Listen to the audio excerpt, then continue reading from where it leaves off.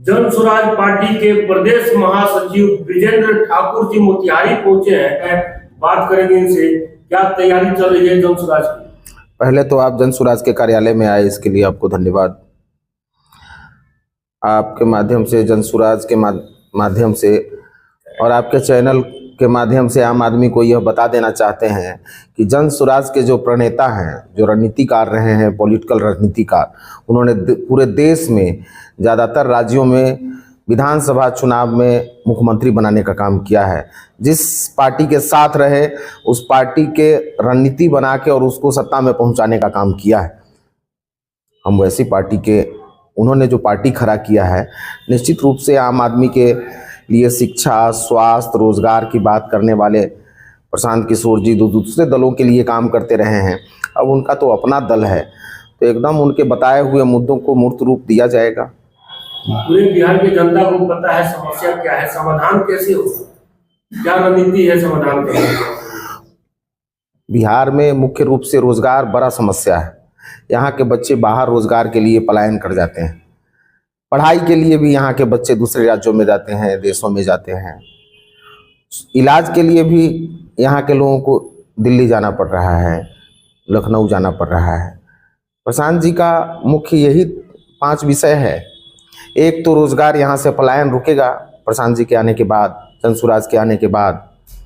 और स्वास्थ्य के क्षेत्र में उन्होंने कहा है कि हम क्या कहते हैं, बिहार को आत्मनिर्भर करेंगे और कोई भी ऐसा विश्वविद्यालय नहीं होगा जिसके, या कोई ऐसा शैक्षणिक ये नहीं होगा, विषय नहीं होगा जिसकी पढ़ाई के लिए बच्चों को बाहर जाना होगा। और प्राइवेट स्कूल के बारे में उन्होंने विस्तार से कहा है कि प्राइवेट स्कूल में अपने बच्चों को पढ़ाने की स्वतंत्रता होगी, लेकिन भुगतान सरकार करेगी। जन स्वराज के प्रणेता जो प्रशांत किशोर जी हैं, पद यात्रा, ये बिहार में कुछ लाभ उसका दिख रहा है आप लोगों को?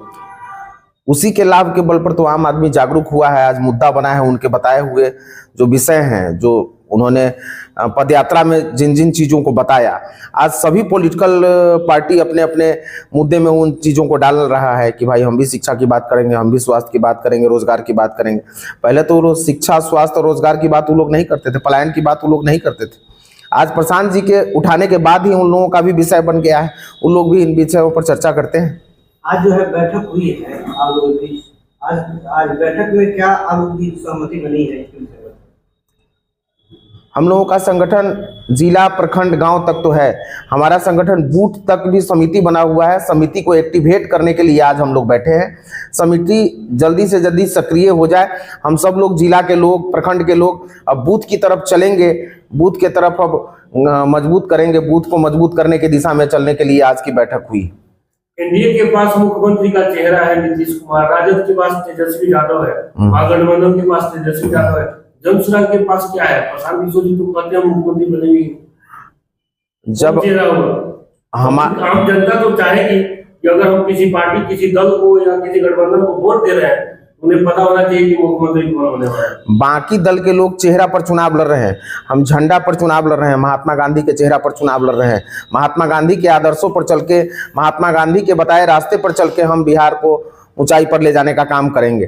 गांधी जी के रास्ते पे चलने का दावा तो सारे पार्टी, सारा नेता करते हैं। गांधी जी सादगी में विश्वास करते हैं। सारे दल के नेताओं को देख लीजिए, बड़ी महंगी महंगी गाड़ियां, ब्रांडेड कपड़े, आलीशान जिंदगी जी रहे। तो ऐसे में जनता तो उठ चुकी है, इन बातों को सुन जनता ने देख लिया है। अभी बीपीएससी छात्रों के पक्ष में जो आंदोलन हुआ है, सत्याग्रह का कार्यक्रम चला है, इतने समय तक जन स्वराज के प्रणेता प्रशांत किशोर जी बैठे रहे अनशन पर।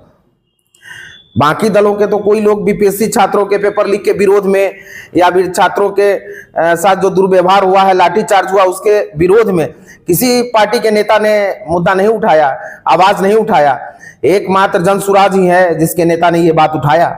इसके पहले भी जो है प्रश्न लीक हुआ है, और इसके पहले भी हुआ था, लेकिन प्रशांत किशोर जो है नहीं आए।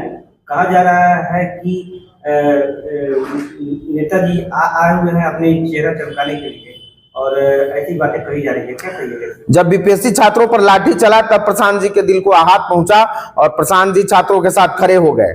तब आंदोलन को धार दिया गया। सभी दल के लोग इस बात पर अब एकजुट हैं कि नहीं, ये गलत हो रहा है। छात्रों के साथ जो मारपीट हुआ, लाठी चला या पानी, इसके पहले भी तो जो है क्वेश्चन लीक हुआ है और फिर से आपको बाद लाठी डंडे चले, तो उस समय पता छात्रों के सत्याग्रह पर लाठी नहीं चली।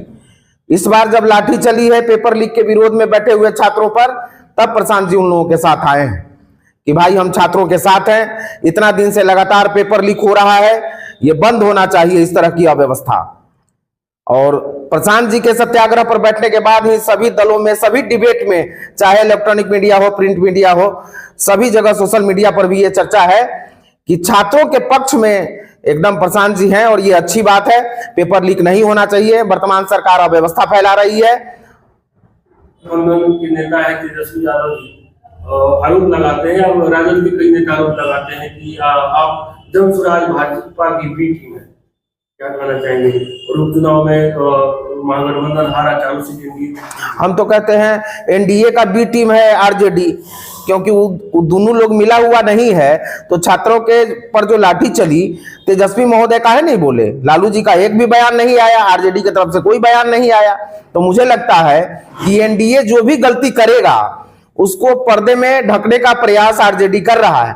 नहीं तो विपक्ष का पार्टी होने के नाते आरजेडी को यह विषय उठाना चाहिए, सत्याग्रह आरजेडी को करना चाहिए, क्योंकि विपक्ष में आरजेडी है।